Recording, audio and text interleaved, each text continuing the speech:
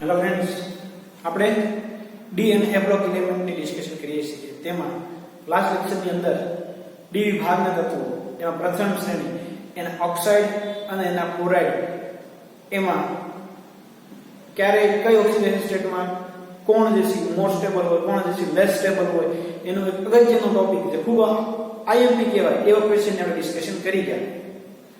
હવે મિત્રો અમે એક આગળના ટોપિકને આપણે ડિસ્કશન કરવાની છે અને એ ટોપિક છે રાસાયણિક પ્રતિક્રિયાત્મકતા અને E0 સેલ ના મૂલ્ય. હવે મિત્રો બે લેક્ચર પહેલા પણ આપણે E0 સેલ વિશેની માહિતી શીખી ગયા. થોડોક તમને જે છે એ આ ટોપિક સમજવામાં એ સમયે થોડો પ્રોબ્લેમ પડ્યો છે. એનું કારણ કે તમારે હજી ઇલેક્ટ્રોકેમિસ્ટ્રી ચેપ્ટર બાકી છે, પણ મિત્રો તમે રેડોક્સ ચેપ્ટર જે છે ભણી ગયા. એટલે મિત્રો એ ચેપ્ટરના બેઝ ઉપર તમે જો જાઓ તો તમને ઘણો ખરો જે છે આ ટોપિકની અંદર ડેપ્થની અંદર તમને સમજણ મળી જાય. તો આજના લેક્ચરની અંદર પણ મિત્રો E0 સેલ ને આધારે જ આપણે ડિસ્કશન કરવાના છીએ. કઈ રીતે E0 સેલ અહીંયા ઉપયોગી છે એક આગળ એક્સપેરિમેન્ટલ ટોપિક છે મિત્રો, કે E0 સેલ વધારે ઋણ વધારે ધન એની કિંમત આવી છે, એના કારણે આવું વલણ તમને જોવા મળે છે. એ આપણે સમજવું હોય તો એના માટે આપણે એક્સપેરિમેન્ટ કરવો પડે. E0 સેલની કિંમત ની આધારે જે નક્કી થાય. અહીંયા જે આપણને આખી વાત કરે છે એ આખી ડેટાબેઝ માહિતી છે કે E0 સેલની કિંમત આવી હોય એના કારણે આવું તમને જોવા મળે, આવું છે એના કારણે જે E0 સેલની કિંમત આવી છે એટલા માટે આ આયન મોર સ્ટેબલ છે. તો મિત્રો આપણી માહિતીને ક્યારે ક્લિયર કરવી પડે, યાદ રાખવી પડે. આપણે એક્સપેરિમેન્ટ કરવાના નથી, આપણે E0 સેલની કિંમત જોવાના નથી. ફક્ત ને ફક્ત અહીંયા જે ટોપિક કે છે એ ટોપિક આપણે સમજવાનો છે અને એને ડાયરેક્ટ આપણે આપણા મગજની અંદર ફિટ કરી દેવાનો છે. શેષા બીજી પણ એમાં તમે કન્ફ્યુઝન એવા થાવ કે આપને કેમ ખબર પડે કે આમાં આમ થાય, એના માટે પ્રેક્ટિકલ કરવો પડે જે અત્યારે પોસિબલ નથી. તો આપણને જે ઇન્ફોર્મેશન દી આપણે એક્સેપ્ટ કરવી પડે. ક્લિયર? તો ટોપિક જોઈએ આપણે રાસાયણિક પ્રતિક્રિયાત્મકતા અને E0 સેલના મૂલ્ય. મિત્રો ડી વિભાગના તત્વો, એમાં દરેક તત્વોની પ્રતિક્રિયાત્મકતા જે છે અલગ અલગ છે.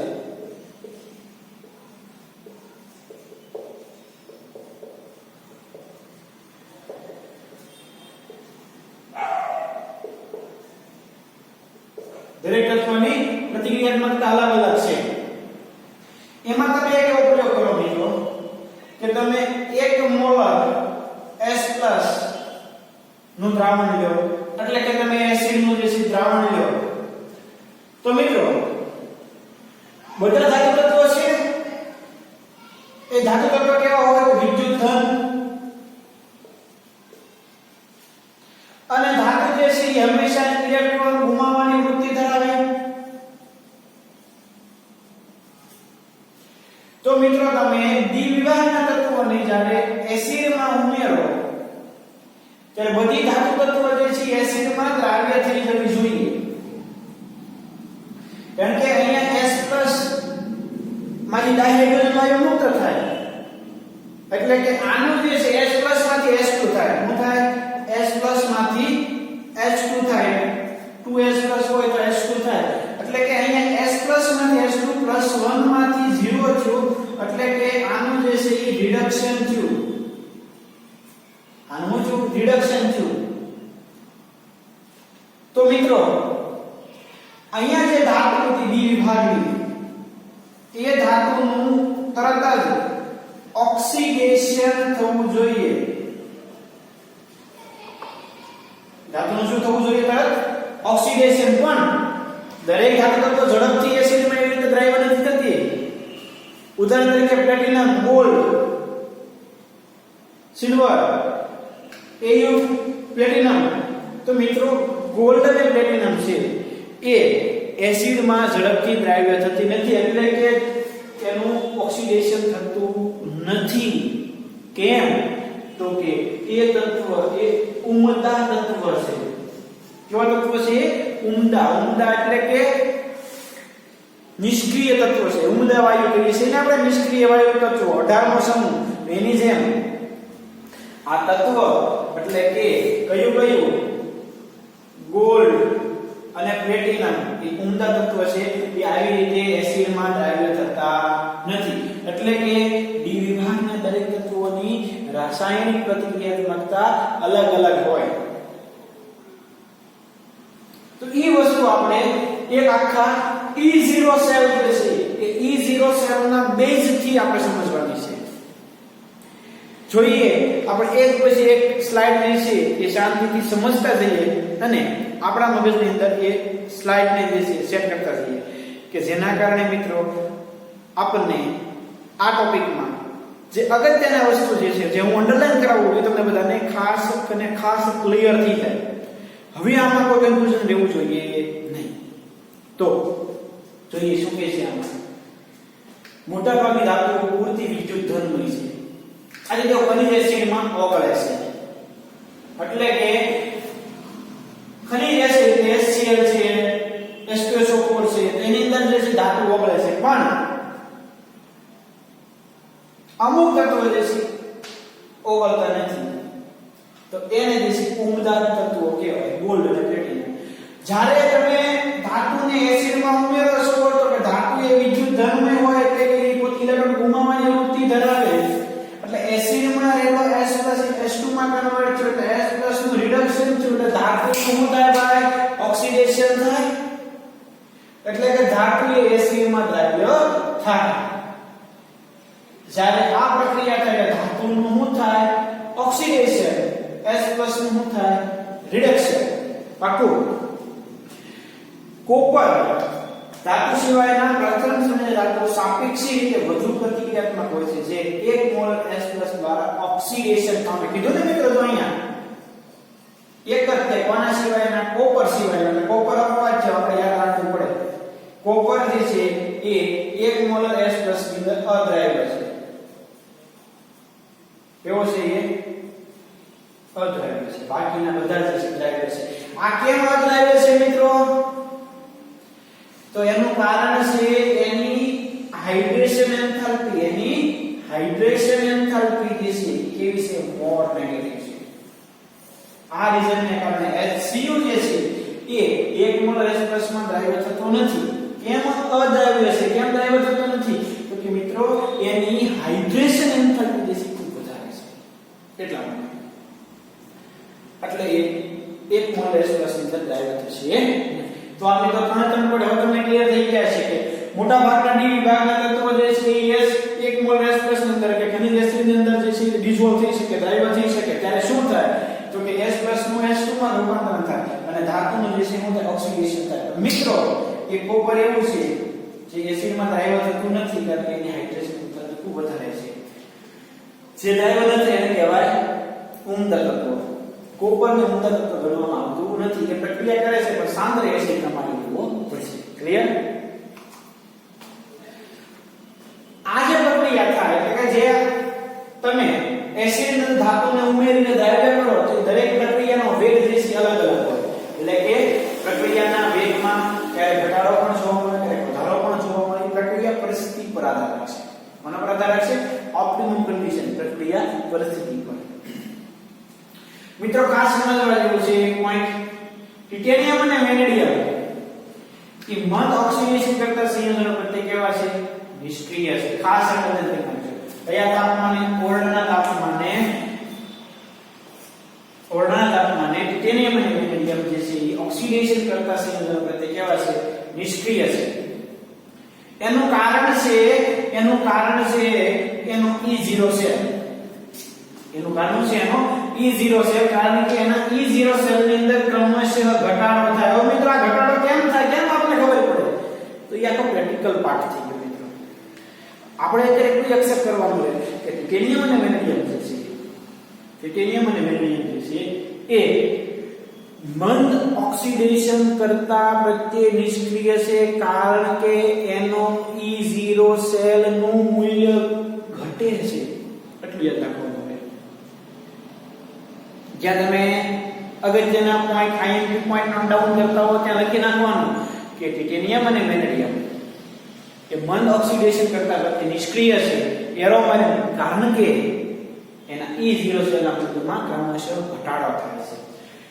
E0 સેલના ઓછા અણુ મૂલ્ય કોના કારણે ઓછા અણુ મૂલ્ય તો કે પ્રથમ અને દ્વિતીય આયનિક એન્થાલ્પીમાં થતા વધારા સાથે સંકળાયેલો છે. આપણને બધાને ખબર છે મિત્રો, આપણે બધાને ખબર છે કે જેમ ડેલ્ટા S એટલે બોર્ન હેમ્બર સાયકલ વડે આપણે યાદ કરો તમે, પહેલા ઘન હોય, ઘનમાંથી વાયુરૂપ થાય, પછી એનું આયનીકરણ થાય, એનું પ્રથમ આયનીકરણ, દ્વિતીય આયનીકરણ અને પછી એની જલીકરણ એન્થાલ્પી, એનો તમે સરવાળો કરતા હતા, યાદ છે ને? અને સરવાળો એમ કીધું ડેલ્ટા S જેમ સ્મોલર, ડેલ્ટા S જેમ નાનો, તેમ E0 સેલ વધુ ઋણ અને ડેલ્ટા S મોટો એટલે કે ધન મળતો હોય, ધન તરફ જતો હોય, ધન મળતો હોય, નાનો એટલે કે ઋણ તરફ હોય, ધન તરફ જતો હોય તો E0 સેલ કેવો થાય? ઓછો. તો મિત્રો અહીં એક વસ્તુ કહે છે કે E0 ના ઓછા ઋણ મૂલ્યો કોના ઉપર ડિપેન્ડિંગ છે?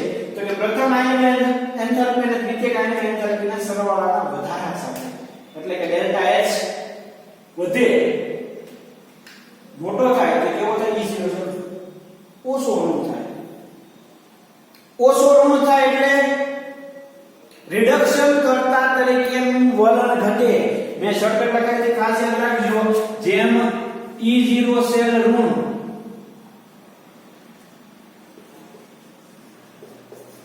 જેમ E0 સેલ ઋણ એમ રિડક્શન કરતા તરીકે વર્તન કરવાની ક્ષમતા, રિડક્શન કરતાનો ગુણ વધે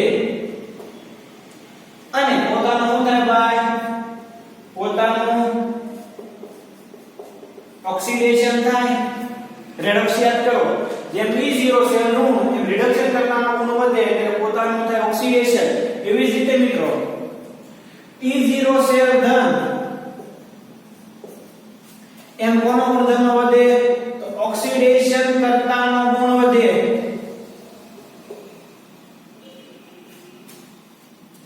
ઓક્સિડેશન કરતાનો ગુણ વધે, પોતાનો શું થાય? રિડક્શન. તો હવે અહીંયા જો તમે મિત્રો ટિટેનિયમ અને રેડિયમ ધાતુ મંદ ઓક્સિડેશન કરતા વડે પોતાને નિષ્ક્રિય થઈ જાય છે, કારણ કે એનો E0 સેલ ઘટે છે. E0 સેલ ઘટે છે એટલે કે E0 સેલ જે છે ને એ કોના તરફ જાય છે મિત્રો? નિષ્ક્રિયતા તરફ જાય છે. એનું કારણ છે એની પ્રથમ અને દ્વિતીય આયનિક એન્થાલ્પીમાં જે વધારો જોવા મળે છે તે. ક્લિયર? આગળનો પોઈન્ટ આપણે બધાને ખબર છે કે ઝિંક, પછી મેંગેનીઝ અને નિકલ, આ ત્રણ તો આપણે બધાને ખબર છે એના E0 સેલ જે છે કેવા મળતા હતા ભાઈ? તો કે E0 સેલ ના ઋણ મળતા હતા. કેમ ઋણ મળતા હતા? યાદ કરો. તો કે Mn માં 3D5 થાય અને ઝિંક માં 3D10 થાય. આમાં ક્યાં વધારે ઋણ મળતા હતા? તો કે એની હાઇડ્રેશન એન્થાલ્પી કેવી છે ભાઈ? મોર નેગેટિવ. હાઇડ્રેશન એન્થાલ્પી કેવી છે? તો કે મોર નેગેટિવ. હાઇડ્રેશન એન્થાલ્પી કેવી છે એની? મોર નેગેટિવ. એના કારણે જે છે, એના કારણે એનો E0 સેલ કેવો મળે છે? ઋણ મળે છે. ક્લિયર? ખાસ સમજો મિત્રો, કોઈ ડાઉટ રહેવો જોઈએ નહીં. Mn માંથી Mn+2 લેર થાય, Mn માંથી Mn+2 તો એમાં 3D5 થઈ જાય ભાઈ. અને Zn માંથી Zn+2 થાય ત્યારે એમાં 3D10 થાય. આ અર્ધપૂર્ણ છે, આ પૂર્ણ છે એટલે આની સ્થાયીતા વધારે હોય. એની સ્થાયીતા વધારે હોય એટલા માટે મિત્રો એનો E0 સેલ કેવો મળે તમને? વધુ ઋણ મળે.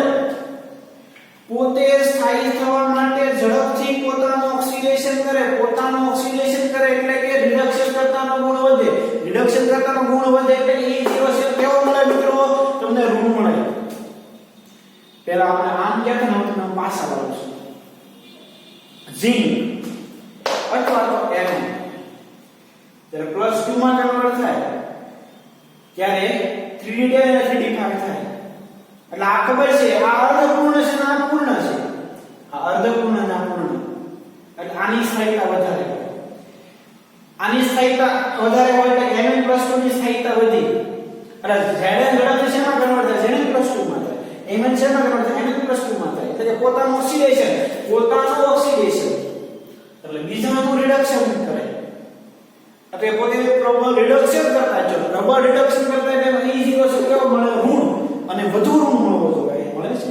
યસ, આ સાઈડ આટલું સમજવાનું છે. આ તમને ક્લિયર થઈ ગયું છે મિત્રો? કઈ રીતે સમજાઈ ગયું કે જેનો આ કી પોઈન્ટ છે મિત્રો? આખા લેક્ચરમાં તમને કાંઈ ખબર ન પડે તો આ કી પોઈન્ટ છે, એટલી ખબર પડી ગઈ એટલે તમે ગંગા નહીં ગયા. આ પોઈન્ટ અગત્યનો છે કે જેમ E0 છે ઋણ થાય એ રિડક્શન કરતાનો ગુણ વધે, પોતાનું ઓક્સિડેશન થાય. E0 છે ધન અને ઓક્સિડેશન કરતાનો ગુણ વધે, પોતાનું થાય રિડક્શન થાય. ક્લિયર? કેમ એવું થાય એ તો આપણે ઉદાહરણથી સમજ્યા. અમુક ઊંડા વાયુ તત્વો હોય, ન્યુટ્રલ હોય, તો એમાંથી આપણે E0 સેલને ગણવા કરવાનો હોય નહીં. તો આ સાઈડ હવે તમને જે છે ક્લિયર થઈ ગઈ છે. આપણે જે છે એ આગળ જઈએ. નેક્સ્ટ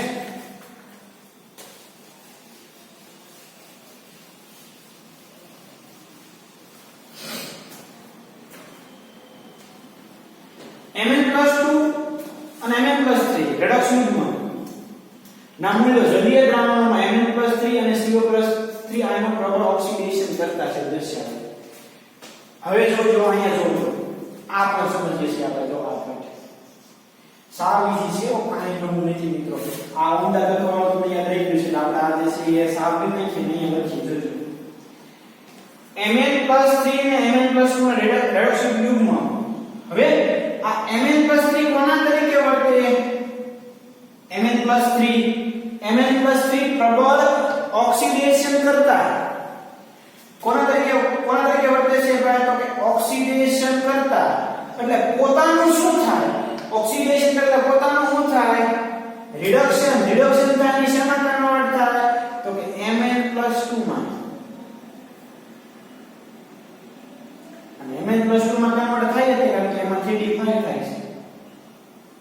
એટલે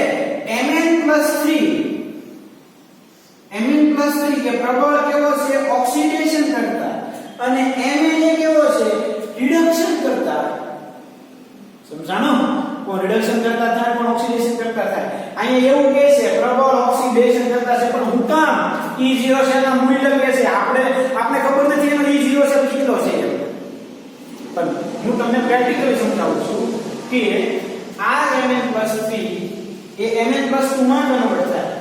Mn+2 માં કન્વર્ટ થાય એટલે પોતાનું શું છું? તો કે પોતાનું રિડક્શન છું. બીજાનું ઓક્સિડેશન કરે એટલે પોતાનું શું થાય? રિડક્શન થાય. તો ચલો પણ અહીંયા જો રિડક્શન, પોતાનું રિડક્શન છું એટલે એ ઓક્સિડેશન કરતા છે. અને શેમાં કન્વર્ટ થયો? Mn+2 માં. Mn+2 માં કન્વર્ટ થાય એનું કારણ છે કે 3D5 થાય છે. 3D5 એટલે અર્ધપૂર્ણ એટલે સ્થાયીતા વધી. તો મિત્રો એ કેવો થાય? પ્રબળ ઓક્સિડેશન કરતા થાય. આ વાત એવું કે E0 નું મૂલ્ય દર્શાવે છે. આપણે E0 સમજો, ખાલી પ્રેક્ટિકલ સમજી જાવ કે મિત્રો Mn+3 જો Mn+2 માં કન્વર્ટ થાય તો Mn+2 એટલે જેમાં 3D5 થઈ ગયું એટલે આની સ્થાયીતા વધારે થાય, આની સ્થાયીતા ઓછી થાય. આ જે છે કેવો છો? સ્થાયી છો.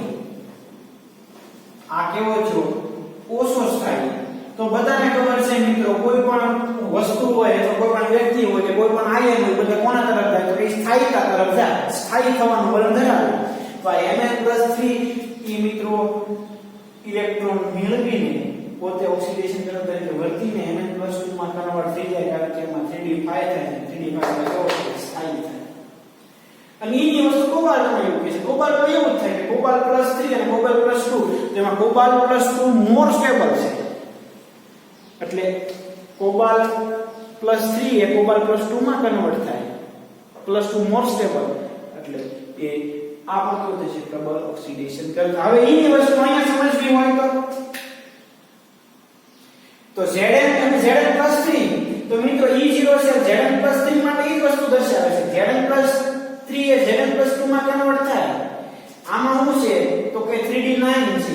આમાં શું છે તો કે 3d10 એટલે કે આ પૂર્ણ થાય તો હંમેશા મિત્રો Z+3 એ પણ કોના તરીકે વર્તે ઓક્સિડેશન કરતા તરીકે વર્તે અને આ જે છે એ કેવો થાય સ્થાયી થાય તો આનો E0 શેલ મેં આધાર તમને કહી શકો પણ આપણે તો આ માહિતી યાદ રાખવાનું છે નવી વસ્તુ કોઈ વસ્તુ હું તમને આખા લેક્ચરમાં નહીં શીખવાડું આટલી વસ્તુ મગજમાં બેસાડવાનું છે એ અલગ અલગ ઉદાહરણ છે હવે એ વસ્તુ આગળ જોઈએ આપણે ક્રોમિયમ હવે મિત્રો ક્રોમિયમ માટે વેનેડિયમ માટે આપણે એક વસ્તુનો ખ્યાલ છે મેં તમને આગળના લેક્ચરમાં કીધું હતું કઈ વાત તો કે ડી કક્ષક એટલે કે એમની 5 પેટા કક્ષક હોય dxy dyz dzx dx2 y2 અને dz2 એટલે ડી કક્ષકમાં પણ ઊર્જા તફાવત ઉત્પન્ન થાય જ્યારે આયન બને ત્યારે એટલે શું થાય તો કે એમાં મિત્રો ઓલી કઈ ત્રણ કક્ષકોની ઊર્જા એક સરખી આવતી યાદ કરો મેં તમને કીધું હતું લાસ્ટ લેક્ચર ની અંદર કે ત્રણ કક્ષકો જે છે એ નીચી રહે ત્રણની ઊર્જા ઓછી થાય કઈ કઈ તો કે dxy dzx dyz એને આપણે કઈ આવું કીધું t2z બે ની વધારે હોય એને આપણે easy કક્ષક એવું કીધું હતું મેં કીધું આગળ જે કોમ્પ્લેક્સ ચેપ્ટર આવશે સંકીર્ણ સંયોજન એમાં તમે આ ડેપ્થ ને શીખવાના છો અષ્ટફલકીય અને સમચતુષ્ફલકીય સંકીર્ણ સંયોજનોની અંદર પણ મેં તમને એવું કીધું હતું કે 5 પેટા કક્ષક છે એમાં 3 ની ઊર્જા ઓછી અને 2 ની ઊર્જા વધારે 3 જે છે એને કહેવાય છે T2G અને 2 જે છે એને કહેવાય છે EG હવે મિત્રો ક્રોમિયમ માટે વાત કરીએ તો ક્રોમિયમની ઇલેક્ટ્રોનિક કન્ફિગ્યુરેશન કઈ ક્રોમિયમ ની ખાલી ઓન્લી ફોર ક્રોમિયમ તો ક્રોમિયમ માટે આવશે 3d5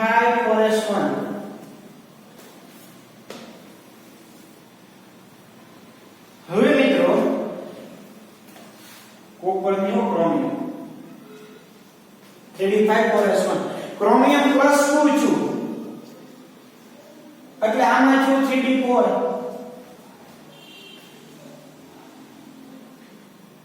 હવે કાકો ક્રોમિયમ જે છે +3 માં કન્વર્ટ થાય +3 માં કન્વર્ટ થાય એટલે એમાં 3d3 થાય અથવા તો ઓનલી ફોર ક્રોમિયમ માં કન્વર્ટ થાય આ બે કન્ડિશન છે કાં તો આમ થાય અથવા તો આમ થાય પણ મિત્રો એસિડ તમે ઉમેરો એટલે કન્વર્ટ થવો જોઈએ આ ધાતુનું પોતાનું શું થાય ઓક્સિડેશન થાય તો ક્રોમિયમ +2 શેમાં કન્વર્ટ થાય ક્રોમિયમ +3 માં કન્વર્ટ થાય કારણ કે ધાતુનું ઓક્સિડેશન થાય તો ક્રોમિયમ +2 એ ક્રોમિયમ +3 માં કન્વર્ટ થાય હવે આ બેમાં કોણ સ્ટેબલ હશે કયો તો કે મિત્રો આ સ્ટેબલ હોય ને કારણ કે એમાં 3 પેટા કક્ષકો છે 1 2 ને 3 જોવા 3 ઇલેક્ટ્રોન જે છે T2G માં ગોઠવાય ધારો કે ક્રોમિયમ +2 લોકો એક ઇલેક્ટ્રોન અહીં આવે હવે તમારે ક્રોમિયમ +2 એ ક્રોમિયમમાં કન્વર્ટ થવું હોય તો 5 ઇલેક્ટ્રોન અહીંયા થાય તો એની ઊર્જા તફાવત વધ્યો એટલે મિત્રો ક્રોમિયમ જે છે એ ક્રોમિયમ +2 એટલે કે 3d4 છે આ ઇલેક્ટ્રોન ગુમાવે અને એ ક્રોમિયમ +3 માં કન્વર્ટ થાય એ આ નિયમને પણ અનુસરે અને આ T2G થવા માટે અને T2G એ મોર સ્ટેબલ છે એના કારણે હવે તમને પાછું નવો કન્ફ્યુઝન એવું થશે કે આ EG અને T2G આવ્યું ક્યાંથી તો મિત્રો એના માટે આપણે બહુ ડેપ્થલી જવું પડે છે એ અત્યારે તમારે અગત્યનું નથી એ આગળ કોલેજ લેવલ ઉપર આવે છે કે EG અને T2G કઈ રીતે થાય તમારે અત્યારે એટલું યાદ રાખવું પડે કે ટિટેનિયમ +2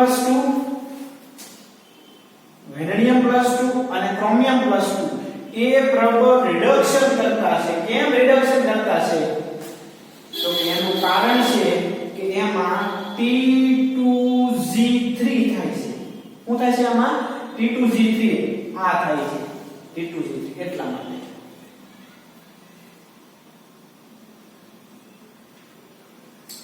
હવે તમને દિશા ક્લિયર થઈ ગયું છે વેનેડિયમ +2 એટલે વેનેડિયમ એટલે 23 નંબર જે છે એટલે એની ઇલેક્ટ્રોન ડ્યુરેશન થશે 3d2 4s0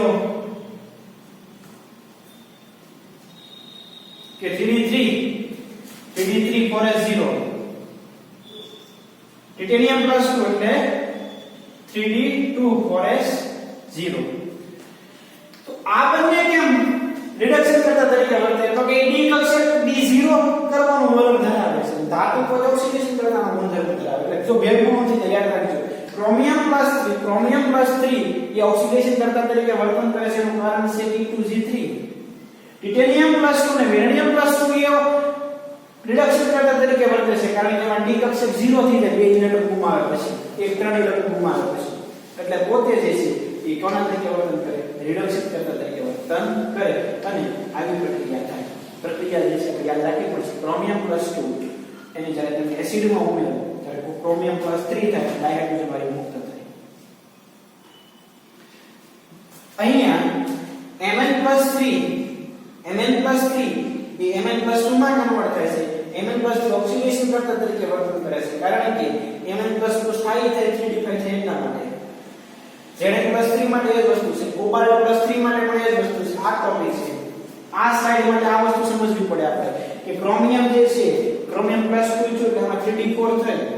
હવે કાં તો આ થાય અથવા તો આ થાય, પણ આ ક્રોમિયમ +3 થવાનું વલણ ધરાવે છે કારણ કે એમાં તમે ડેપ્થમાં પણ જાવ એટલે ખબર પડે કે T2G એટલે કે 3 ઇલેક્ટ્રોન પેટા કક્ષક dxy dy dzx એની ઊર્જા સરખી હોય એટલા માટે. એટલે કે એમાં ક્રોમિયમ +2 માં T2 ક્રોમિયમ +2 એ ક્રોમિયમ +3 માં કન્વર્ટ થાય છે કારણ કે એમાં T2G3 થાય છે એટલા માટે. વેનેડિયમ +2 ટિટેનિયમ +2 એ પણ રિડક્શન કરતા તરીકે વર્તન કરે, પોતાનું ઓક્સિડેશન કરે છે. શા માટે? તો એમાં આમાંથી 2 ઇલેક્ટ્રોન જાય એટલે 3d0 થઈ જાય, આમાંથી 3 ઇલેક્ટ્રોન એટલે 0 થઈ જાય, 3d0 એટલે સ્ટેબિલિટી વધારે, કાં તો 3d0 3d5 કે 3d10 એમ એની સ્થાયીતા વધારે હોય એટલા માટે. તો હવે તમને આ સ્લાઇડ પણ ક્લિયર થઈ ગઈ છે. તો હવે આગળ આવે છે કારણ. અત્યાર સુધીમાં જે આપણે ભણતા હતા છેલ્લા 2 લેક્ચર થી એના આધારે અમુક ક્વેશ્ચન જે છે એ આપણે સમજવાના છે. જે અહીંયા આજે ડિસ્કશન કરી એ પણ એમાં મોસ્ટલી ક્વેશ્ચન આવી જાય છે. જોઈ લઈએ 2-3 ક્વેશ્ચન. 8.4 કોપરનું કોપર +2 Cu મૂલ્ય ધન છે. આ માટેનું કારણ જ્યારે મેં તમને મિત્રો સમજાવ્યું હતું બોર હેમર સાયકલ છે કે આ જે કોપર +2 છે એની જલીયકરણ એન્થાલ્પી ખૂબ વધારે ઋણ છે એટલા માટે એનો રિડક્શન પોટેન્શિયલ આપણને ધન મળે છે. એ જ વસ્તુ જે છે તમને સમજાવેલી છે કે જલીયકરણ એન્થાલ્પી જે છે એ ઋણ એટલે કે ઓછી મળે છે. એના કારણે E0 સેલનું મૂલ્ય કોપરનું જે છે કેવું મળે છે? તમને ધન મળે છે. એ વસ્તુ અહીંયા તમને સ્ટેપમાં ફરીવાર સમજાવેલી છે જે આપણે આગળ બોર હેમર સાયકલ થી ભણી ગયા. એટલે આ તમને ક્લિયર થઈ જાય કે કોપરનો ધન કેમ છે તો કે એની જલીયકરણ એન્થાલ્પી વધારે છે ઋણ એટલા માટે. આગળ તમે શ્રેણી VO+2 Cr2O7 -2 MnO4- માં ઓક્સિડેશન ક્ષમતાનો વધારો કેવી રીતે થાય કેવી રીતે સ્પષ્ટ કરશો? એટલે કે આમ જાવ ને ઓક્સિડેશન કરતાનો ગુણધર્મ વધે, પણ કેમ વધે છે તમે કઈ રીતે સમજાવી શકશો? તો મિત્રો આપણે ઓક્સિડેશન આંકને ધ્યાનમાં લેવો પડે. સૌપ્રથમ તો કોને ધ્યાનમાં લેવો પડે? ઓક્સિડેશન આંકને. જોઈ લઈએ આમાં કેટલો ઓક્સિડેશન આંક થાય. વેનેડિયમ તો મિત્રો વેનેડિયમ એટલે કે આ 4 થી સામે બાજુ થાય તો કેટલી થઈ ગઈ? 5. ક્રોમિયમ કેટલા થઈ ગયા? ગણો તો 14. સામે બાજુ જાય 12 એટલે કે +6. Mn એટલે કે +7. તો મિત્રો જો તો મહત્તમ ઓક્સિડેશન આંક જે થાય છે એના કારણે જે તમે કહી શકો કે ક્રમશઃ ઓક્સિડેશન ક્ષમતાની અંદર જે છે એ વધારો થાય. ઉપરાંત MnO4- Mn+2 માં કન્વર્ટ થાય, D5 થાય, મોર સ્ટેબલ થાય, +6 કે +3 માં થાય તો જે છે 3d3 થાય. એટલે હવે T2G વાળી વાત કરીએ અને વેનેડિયમ +2 માં જો ગયો તો એમાં પણ T2G થાય અર્ધપૂર્ણ. તો કઈ અર્ધપૂર્ણ ખાસ સમજજો dxy dy dzx T2G વાળો નિયમ અહીંયા લાગુ પડે એટલે વધુ થાય. એટલે તમે આમ જાઓ એમ ક્રમશઃ ઓક્સિડેશન ક્ષમતામાં જે છે એ વધારો થાય કારણ કે D5 થાય છે, D3 થાય ને અર્ધપૂર્ણ થાય, T2G થાય એટલા માટે. આગળ પ્રથમ સંક્રાંતિ શ્રેણી ની અંદર પ્રથમ આયનિક એન્થાલ્પી અને દ્વિતીય આયનિક એન્થાલ્પી વચ્ચે કોઈ તફાવત નથી. તમે કયા કારણને આધારે કહી શકશો? એવું કયું કારણ છે કે આપણે એવું સાબિત કરી શકીએ કે આયનિક એન્થાલ્પી ખૂબ નજીકની છે? તો મિત્રો આપણે બધાને ખ્યાલ છે કે આ Mn માંથી Mn શું થાય અથવા તો Zn માંથી Zn શું થાય. તો મિત્રો આપણે ઉદાહરણ લઈએ કે આ મેટલ છે એટલે એમાં શું છે કે 3D માં 1 થી 10 હશે અને 4s માં શું હશે તો કે 2. એક ઇલેક્ટ્રોન ગુમાવે Mn m+1 થાય એટલે આમાં શું થશે કે 3D તો 1 થી 0 થશે પણ 4s કેવી થઈ ગઈ છે એટલે કે 1. હવે મિત્રો આ ઇલેક્ટ્રોન સરળતાથી દૂર થાય 4s માંથી. તો મિત્રો પ્રથમ આયનિક એન્થાલ્પી અને દ્વિતીય આયનિક એન્થાલ્પી કેવી છે? m+2 તમે લો m+2 એટલે આમાં 4s 0 થાય. મિત્રો આમાં એક ઇલેક્ટ્રોન છે અને આમાં 0 છે તો એક ઇલેક્ટ્રોન ગુમાવીને સરળતાથી 4s 0 થઈ જાય. તો કે આ બે આયનિક એન્થાલ્પી કેવી છે? નજીકની હશે. તમને હવે એ ખ્યાલ પડી ગયો છે કારણ કે ઇલેક્ટ્રોન 4s 1 થયા પછી ઈઝીલી દૂર થઈ શકે. તો આ બે ની કિંમત કેવી હશે? નજીકની હશે. અહીંયા જે Mn ના ઉદાહરણ આપણને સમજાવે છે કે Mn ની અંદર ઇલેક્ટ્રોન કન્ફિગ્યુરેશન કેટલી હોય? આવી હોય. એક ઇલેક્ટ્રોન ગુમાવ્યો તો 1 થાય, બીજો ઇલેક્ટ્રોન એટલે 0 થાય. તો આ 4s 1 અને 4s 0 ઇલેક્ટ્રોન જે છે શું થઈ શકે? સરળતાથી દૂર થઈ શકે. સરળતાથી દૂર થાય મિત્રો તો એની આયનિક એન્થાલ્પી કેવી હોય? ઓછી હોય. આયનિક એન્થાલ્પી ઓછી તો કિંમત કેવી હોય? નજીકની હોય. તો આ તમને સમજાઈ ગયું હશે કારણ કે બે વચ્ચે ઊંધો તફાવત કેવો હોય? ઓછો હોય. કારણ કે 4s 1 છે ને 4s 0 છે એટલા માટે. આગળ Mn Ni અને Zn ના E0 છે નંબર અપેક્ષા કરતા વધારે ઋણ હોવા માટેનું કારણ અહીંયા લખ્યું છે ભાઈ 3d5 છે 3d10 અને નિકલમાં એની જલીય એન્થાલ્પી કેવી છે? વધારે ઋણ. એ વસ્તુ છે 3d5 થાય 3d5 3d10 અને જલીય એન્થાલ્પી વધારે ઋણ એના કારણે એના E0 છે જે હોવા જોઈએ એના કરતા કેવા છે? વધારે ઋણ. ક્લિયર મિત્રો? Mn+3 Mn+2 યુગ્મ માટે E0 નું મૂલ્ય ક્રોમિયમ+3 અને ક્રોમિયમ+2 અથવા તો Fe+3 Fe+2 ના E0 નું મૂલ્ય કરતા ઘણું વધારે ધન છે. એટલે કે આનું મૂલ્ય જે છે તમને કેવું મળે છે? ધન મળે છે. જ્યારે આ બેના મૂલ્ય જે છે તમને આની સરખામણીમાં ઓછા ધન મળે છે. એવું કેમ આનું મૂલ્ય જે છે ઘણું વધારે ધન છે, આ બેના ઓછા છે?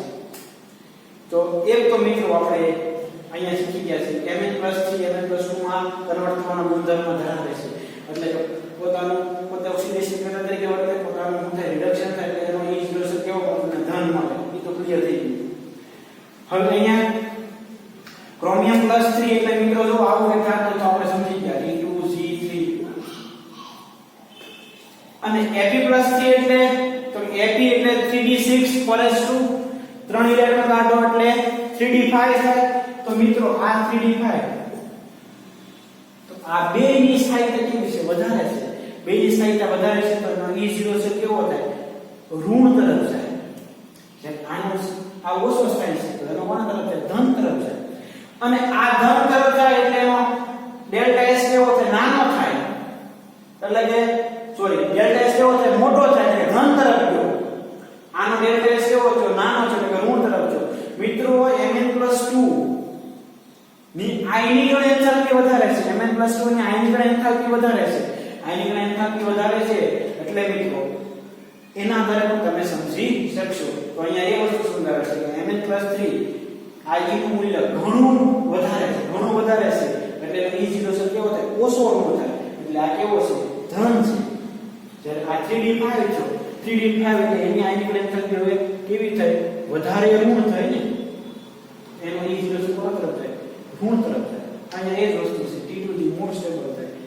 તો અહીંયા જે છે આ બધું ખાસ અગત્યનું છે કે Mn ની દ્વિતીય આયનિક એન્થાલ્પી નું મૂલ્ય વધારે છે એના કારણે Mn પ્રતિ વસ્તુ મહત્વ ઓછું છે. આના આધારે પણ આપણે સમજી શકીએ આ બે રીઝનને કારણે કે આ ધન હોય આ સ્ટેબલ છે એટલે રિડક્શન કરતાનો ગુણધર્મ એનો E0 છે કેવો ઋણ થાય. ક્લિયર? આગળ જલીય દ્રાવણમાં ક્રોમિયમ+2 અને Fe+2 પૈકી કોણ પ્રબળ રિડક્શન કરતા તરીકે થાય? તો મિત્રો જે આપણે શીખી ગયા છીએ ને ક્રોમિયમ +2 માંથી ક્રોમિયમ +3 થઈ જાય તો એમાં T2G3 થાય એટલે એ મોર સ્ટેબલ છે. Fe+2 એ નિર્બળ છે, એ નિર્બળ અને આ પ્રબળ. આ જે છે એ પ્રબળ થશે અને આ જે છે એ નિર્બળ થશે. આનો Z ઇફેક્ટ પણ કેવો હોય? વધારે હોય. આને Z ઇફેક્ટ પણ કેવો હોય? ઓછો હોય. ઉપરાંત આમાં થાય છે T2G3 એટલે એની સ્થાયિકતા જે છે વધારે હોય. આમાં Z ઇફેક્ટ વધે છે ને એના કારણે એ નિર્બળ થશે. Z ઇફેક્ટ વધારે છે એટલે કેવો થશે? પ્રબળ થશે. ક્રોમિયમ +2 એ પ્રબળ રિડક્શન કરતા છે. Fe+2 કેવો છે? નિર્બળ રિડક્શન કરતા Z ઇફેક્ટ ને કારણે. એ વસ્તુ સમજાવે છે. ક્રોમિયમ +2 3D4 4S0 સાથી કે સહેલાઈથી તમે ઉમેરી શકે છે. પ્રબળ રિડક્શન કરતા કહેવાય. Fe+2 માં Z ઇફેક્ટ ને કારણે સહેલાઈથી જેનું પ્રમાણ ઓછું છે. પછી Fe+2 ઓછું રિડક્શન કરતા છે. ક્લિયર મિત્રો? Z ઇફેક્ટ અને T2G થવા માટે જે છે આ ઝડપથી ઇલેક્ટ્રોન ગુમાવશે એટલે કેવો થશે? પ્રબળ રિડક્શન કરતા. ક્લિયર? આગળ MCQ છે PMT 2012 ની અંદર આવી ગયું કે પ્રથમ શ્રેણીના 4 સંક્રાંતિ તત્વો નીચે આપેલા છે તો આપેલામાંથી કયો એકના પ્રામાણિક રિડક્શન પોટેન્શિયલ ની નિશાની ધન હશે? તો એકની ધન છે મિત્રો કોપરની છે જેને બધાને ખ્યાલ છે 0.34 પણ ધન વેલ્યુ ધરાવે છે. તો ક્લિયર? આમાં કેવા જવાબ છે? સી આન્સર આવશે. તો આજે જે મિત્રો વાત કરી E0 સેલ અને એના આધારે અલગ અલગ સ્થાયિતા અને અમુક એવા વિજ્ઞાનના જે કારણ મિત્રો તો આજે આ એક થિયરી અને કેટલાક વિજ્ઞાનના કારણો જે છે આપણે ક્લિયર કરવાના કે જેના કારણે આપણને કોઈ પણ હવે આગળ પ્રોબ્લેમ પડે નહીં. ક્લિયર? તો આજે અહીંયા સુધી રાખીએ. નેક્સ્ટ લેક્ચરથી ડી વિભાગના તત્વોના અલગ અલગ ગુણધર્મની જે છે આપણે ડિસ્કશન શરૂ કરશું. ઓકે? તો આજે અહીંયા સુધી ક્લિયર કરી લો. નેક્સ્ટ લેક્ચરમાં આપણે આગળ ડિસ્કશન કરીએ. Okay, thank you.